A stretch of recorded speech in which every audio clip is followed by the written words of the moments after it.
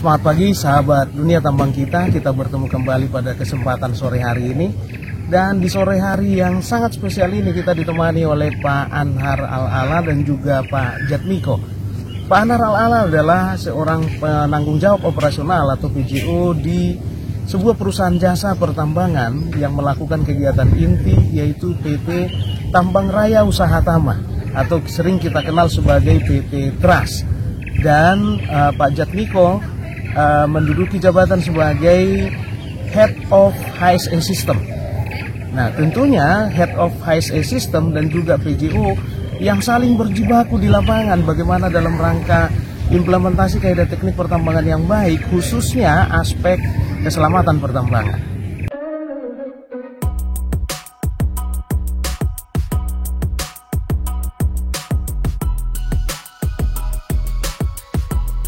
Baik sahabat dunia tambang kita, mari kita temui Pak Anhar dan juga Pak Jatmiko. Selamat sore Pak Anhar. Sore Pak Horas. Selamat sore Pak Jatmiko. Terima kasih atas waktunya menemani sahabat dunia tambang kita untuk berbincang-bincang di sore hari ini. Dan sahabat dunia tambang kita yang akan kita perbincangkan sore hari ini adalah bagaimana pengelolaan sebuah perusahaan jasa pertambangan sehingga bisa berprestasi atau berhasil menerapkan atau mengimplementasikan kaidah teknik pertambangan yang baik. Nah, Pak Anhar sebagai sebuah perusahaan jasa pemegang UJP kategori PMDN atau status PMDN dengan jumlah karyawan 1.500 orang dan pada target 2020 ini target produksi OB 22 juta ton dan batubara 2,1 juta ton. Sebuah target yang cukup besar atau bahkan sangat besar kalau kita bandingkan dengan perusahaan-perusahaan pemegang UJP lainnya. Nah, bagaimana kiat-kiat atau apa strategi yang diterapkan oleh Pak Anhar sebagai PJO untuk bisa mencapai target ini? Silakan Pak Anhar. Ya baik, terima kasih Pak Horas. Dengan jumlah karyawan sekitar 1.500-an tadi ya, kan latar belakang pasti berbeda. Latar belakang berbeda, baik latar belakang suku, kemudian latar belakang budaya, dan juga latar belakang pendidikan. Ini merupakan tantangan yang tidak bisa kita pungkiri, itu setiap hari itu pasti ada. Dan itulah oleh sebabnya kenapa kita berusaha untuk membuka diri ya, membuka diri, memastikan bahwa PT TRAS ini itu terbuka untuk semua suku. Kita tahu bahwa ya, Kalimantan dan suku-suku yang memang asli dari Kalimantan, kemudian juga tidak dapat kita pungkiri dari teman-teman dari pulau lain juga pasti ingin mencari rezeki di Kalimantan. Nah, proses-proses itulah karena kita kan padat karya dan kita memastikan bahwa kompetensi dan kapabilitas dari masing-masing karyawan itu selain dia harus mempunyai skill yang bagus, kita juga harus bisa memastikan mereka saling bersinergi menjadi satu tim. Itu merupakan hal-hal yang kita lakukan untuk menjawab tantangan operasional pertambangan itu yang semakin hari itu tentunya akan semakin kompetitif ya. Kita harus selalu kompetitif dari segi cost, kemudian kompetitif dari segi regulasi, pemenuhan regulasi yang kita tahu bahwa pemerintah berusaha untuk menstandarkan regulasi yang ada dan itu sangat baik. Oke, terima kasih Pak Anhar dan sahabat dunia tambang kita, luar biasa apa yang tantangan yang dihadapi oleh Pak Anhar sebagai seorang penanggung jawab operasional di mana mengelola 1.500 orang yang mungkin berlatar belakang sampai ratusan latar belakang suku, agama, budaya, tabiat dan kebiasaan. Akan tetapi sebagai seorang PJO, Pak Anhar dan tim telah berhasil menggodok yang latar belakang yang berbeda ini menjadi sebuah tim yang solid. Dan di tahun-tahun sebelumnya dan terbukti sudah bisa mencapai target yang ditetapkan. Luar biasa Pak Anhar. Dan pertanyaan kedua Pak Anhar, sebagai pemegang PKP 2B di mana PT TRAS bekerja, yaitu PT Indominco Mandiri di Bontang ini, bagaimana kiat-kiat dalam rangka membangun kerjasama, koordinasi dengan KTT atau Kepala Teknik Tambang sehingga bisa bersinergi dalam rangka menerapkan kaidah teknik pertambangan yang baik? Ya, makasih Pak Horas. Jadi alhamdulillah kita di Indominco dari tahun 2014. Jadi kurang lebih hampir 6 tahun berjalan sampai dengan tahun 2020 ini.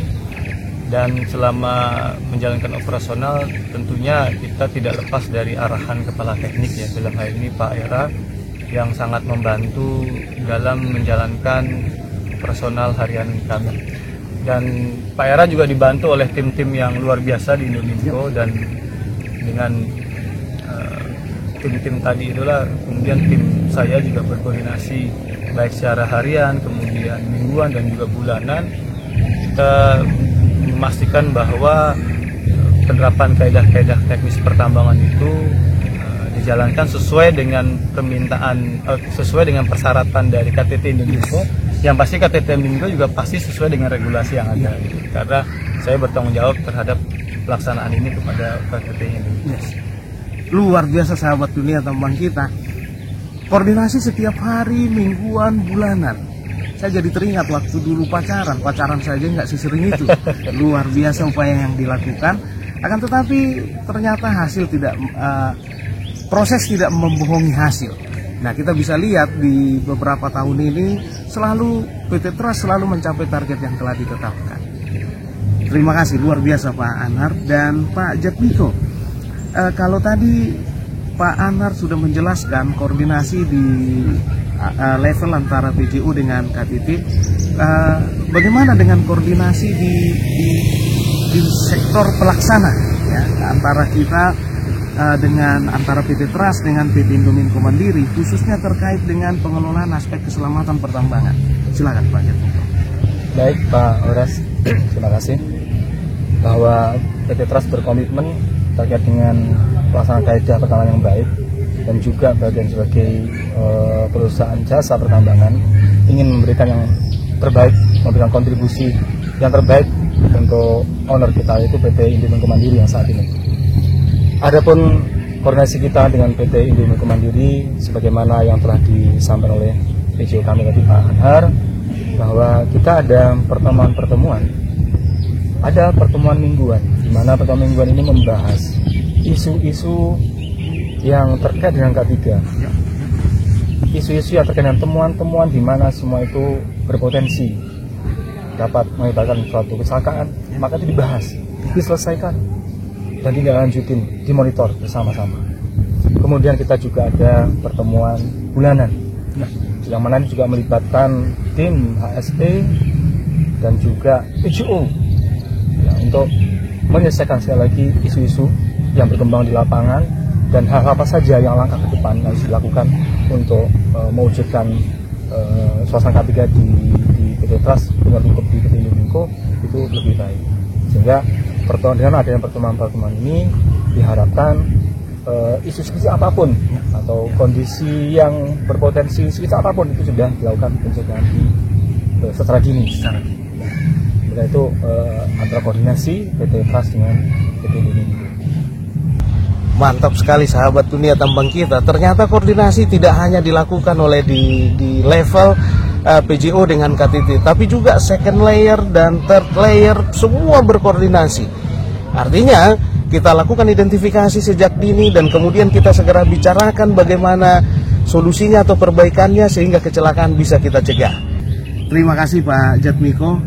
Kemudian sebagai Pak Anhar, sebagai PJO, ya, saat ini kita tahu bahwa selain Pak Anhar sebagai PJO mengelola 1.500 orang untuk mencapai target yang tentunya juga sangat besar, akan tetapi terjadi juga perubahan-perubahan peraturan yang sangat cepat, sangat signifikan.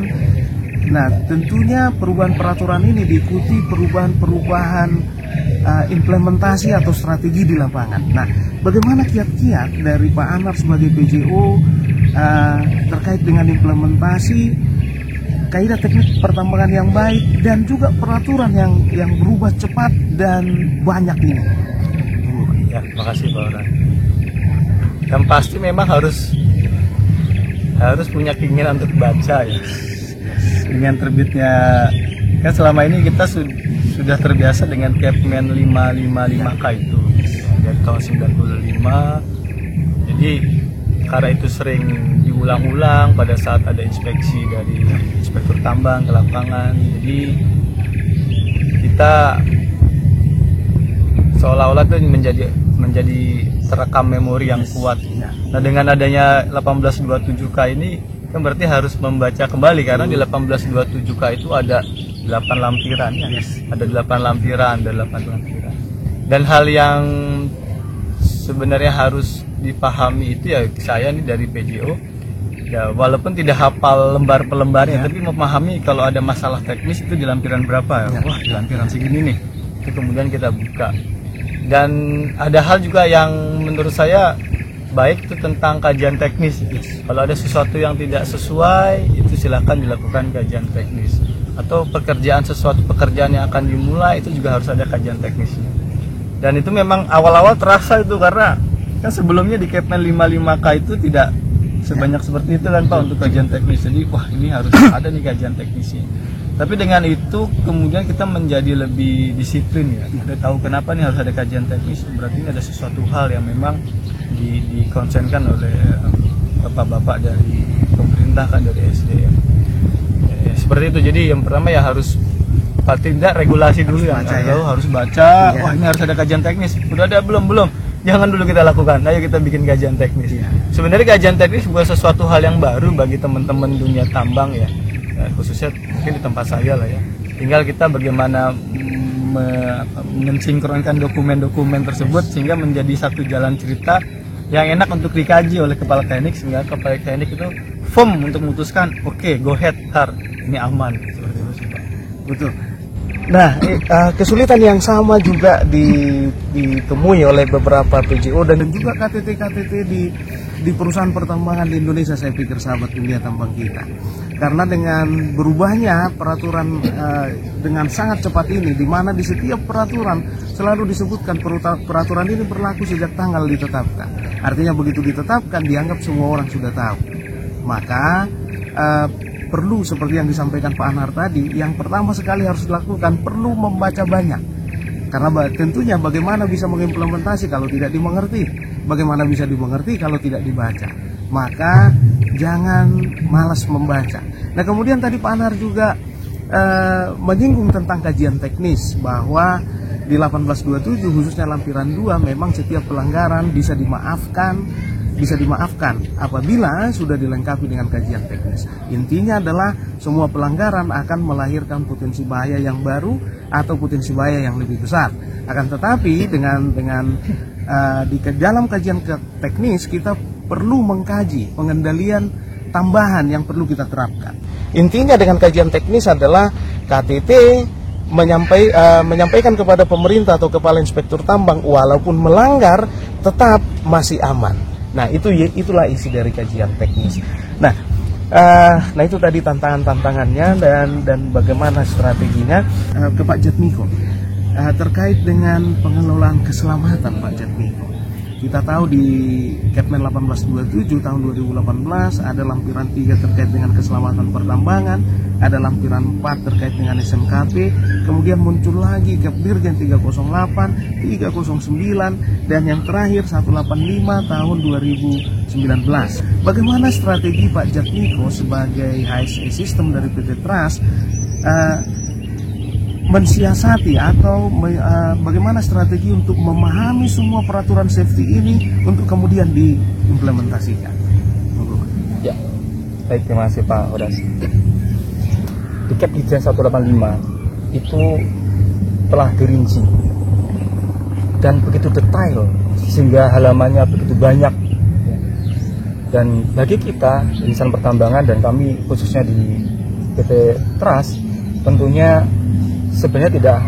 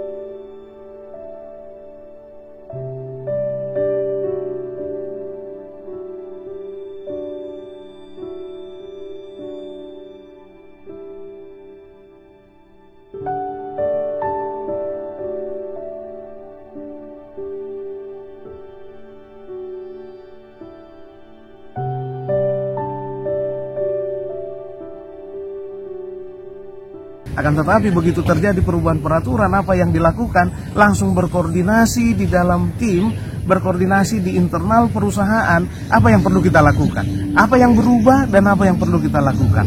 Luar biasa. Saya pikir itu yang perlu kita lakukan baik di setiap perusahaan tambang, baik pemegang IUP maupun perusahaan jasa pertambangannya, supaya selalu berkoordinasi dan tidak menganggap bahwa itu adalah sebuah kendala atau hambatan, akan tetapi menganggap itu sebagai sebuah tantangan yang harus kita hadapi, dan tentunya tujuannya supaya lebih baik, karena setiap perubahan peraturan pasti ada tujuan atau niat baik di baliknya.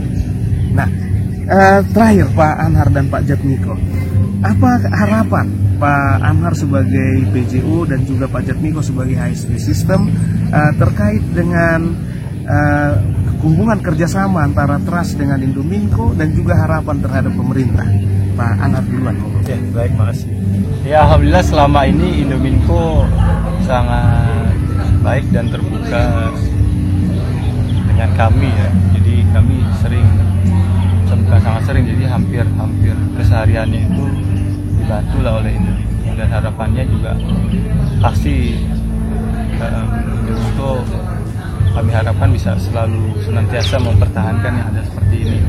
Jadi tetap membuka jalur komunikasi yang selama ini memang sangat baik. Kami sediakan channel komunikasi secara formal maupun secara informal langsung dengan kepala tekniknya. Itu sesuatu hal yang membuat kami itu nyaman untuk menjadi kontraktor di Indominco ya, karena memang sangat terbuka. Kalau ada masalah, ada sesuatu, teman-teman Indominco, terutama kepala teknik itu sangat membuka diri untuk ayo bareng-bareng kita selesaikan ini, karena bagaimanapun juga problem yang kalian hadapi, yang di Trust hadapi, itu juga akan sama, itu juga problem dari kami dari Indominco. Jadi sama guyup lah, adalah suasana yang guyup. Nah, itu hal yang sangat kami harapkan ini tetap bisa dipertahankan.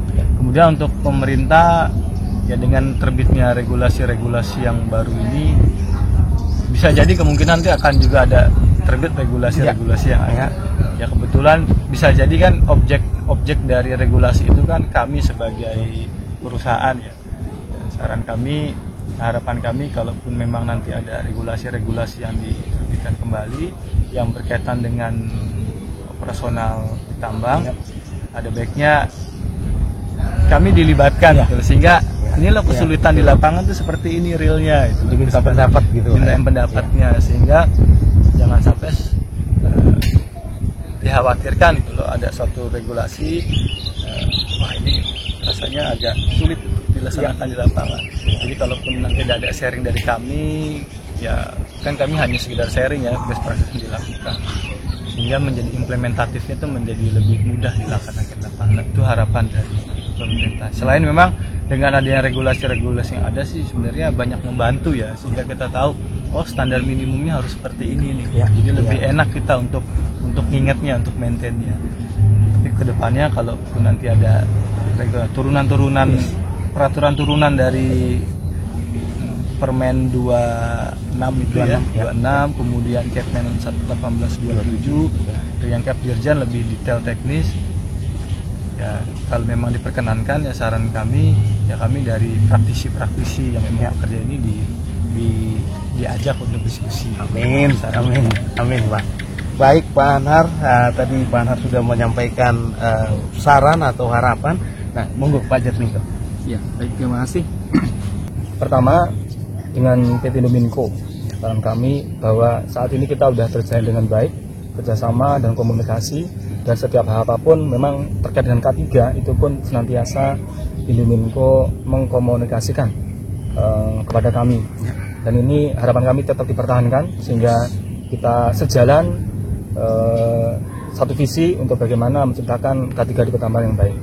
Untuk pemerintah, kami berharap satu hal, karena kita bisa di lapangan.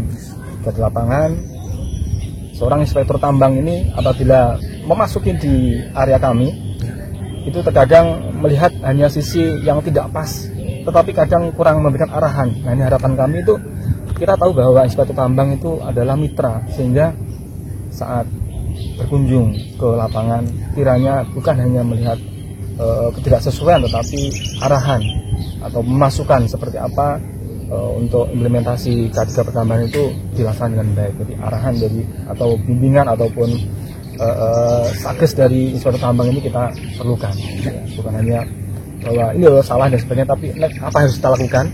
Nah, kiranya inspektur tambang memberikan arahan sehingga kami jelas, oh harus seperti ini. Tentu itu hal yang sangat positif yang kita akan jadikan perbaikan di internal perusahaan kami. Jadi kalau ada yang tidak sesuai, oke, ini tidak sesuai, tapi apa yang harus kita lakukan sehingga menjadi sesuai, kan begitu Pak ya? Oke, luar biasa sahabat dunia tambang kita, tadi Pak Anhar dan Pak Jatmiko sudah menyampaikan harapannya, di mana yang sangat spesial kalau saya lihat di sini, beliau berdua berharap bahwa koordinasi dan komunikasi antara perusahaan jasa pertambangan dengan pemegang IUP itu menjadi kunci keberhasilan dalam mencapai target yang telah ditetapkan. Dan beliau berdua berharap bagaimana supaya koordinasi dan komunikasi yang selama ini sudah baik itu tetap dipertahankan, dan kalau semakin ditingkatkan sehingga apapun masalahnya dapat kita hadapi dengan tuntas. Nah, kemudian harapan beliau berdua terkait dengan pemerintah. Tadi kita dengar Pak Anhar sebagai PJO dari PT Trust berharap apabila dalam penyusunan peraturan-peraturan yang baru itu dan itu terkait dengan operasional di lapangan, alangkah baiknya kalau pelaku di lapangan atau industri diajak untuk atau dimintai pendapat. Ya, dan saya pikir itu sangat bagus sahabat dunia tambang kita, sehingga pada saatnya nanti sebuah peraturan ditetapkan dan harus diimplementasikan di lapangan, tidak ada penolakan atau tidak ada kesulitan dalam rangka mengimplementasikan itu. Dan tadi juga kita dengar Pak Jatmiko berharap inspektur tambang sebagai pembina dan pengawas terkait dengan implementasi kaidah teknik pertambangan yang baik. Betul, memang tugas inspektur tambang itu adalah melakukan inspeksi, pemeriksaan, dan pengujian. Dengan kata lain, menemukan deviasi atau mencari deviasi. Akan tetapi jangan hanya menemukan, tapi harus bisa memberikan solusi dan arahan bagaimana memperbaiki deviasi ini menjadi sesuai dengan peraturan.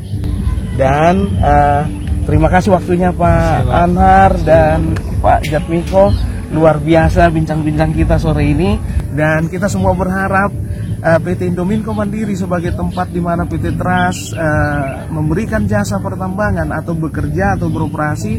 Kita berharap PT Indominco Mandiri selalu lancar operasi produksinya, sehingga begitu pula dengan Trust, dan juga ya tentunya pendapatan negara juga bisa teramankan. Jadi maju terus untuk Trust dan juga untuk Indominco Mandiri. Terima kasih Pak Anhar, Pak Jatmiko, dan sampai ketemu di kesempatan berikutnya, dan maju terus. Terima kasih. Terima kasih. Terima kasih sahabat dunia tambang kita. Kita bertemu kembali di lain kesempatan, dan terima kasih atas waktunya. Semangat pagi. Pagi. Pagi. Mantap.